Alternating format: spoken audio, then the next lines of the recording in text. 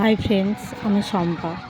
দেখো আমাদের বাড়ি কড়ি খেলা হচ্ছে। দাদারা বিয়ে করে এসে আমাদের বাড়িতে কড়ি খেলছিল।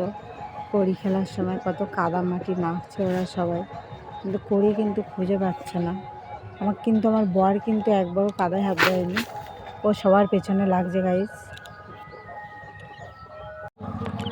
দেখো সবাই মিলে কিন্তু কড়িটা খুঁজছে, কিন্তু কড়ি কিন্তু খুঁজে পাচ্ছে না।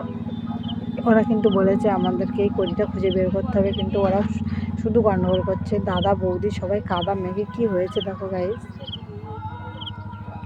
কড়ি কিন্তু পাচ্ছে না।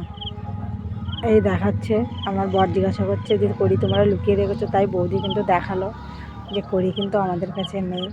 তবু ওরা বলছে না, কড়ি তোমাদের কাছে আছে। আমি বলছি বসো বৌদি, এবার কড়িটা আমরাই খুঁজবো সবাই।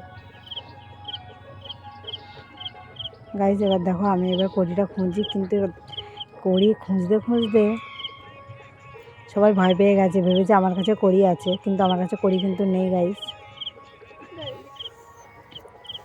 আমার বর দাঁড়িয়ে দাঁড়িয়ে শুধু ঝগড়া করছে আমাদের সঙ্গে যে কড়ি আমাদের কাছে আছে, কিন্তু নেই আমাদের কাছে কড়ি। আমরা বলেছি যদি এই কড়ি যদি আমরা খুঁজে পাই, তাহলে কিন্তু এই জল দিয়ে দিল আমার বর আমাকে ভিজিয়ে দেওয়ার জন্য। আর আমি বলছি গাইজ যে এই কড়ি যদি আমরা খুঁজে পাই, তাহলে কিন্তু আমাদেরকে 10,000 টাকা দিতে হবে। ওরা তখন বললো হ্যাঁ দেবো, কিন্তু লাস্ট অবধি কিন্তু ওরা দিইনি। ওরা কিন্তু বলছে যে দেবো না। লাস্ট কলা গাছ দেখো গাইস উড়কে ফেলেছে একদম। কড়ি খোঁজা চলছে গাইস, সবাই মিলে কড়িটা খুঁজছে। দেখো কি করছে সবাই।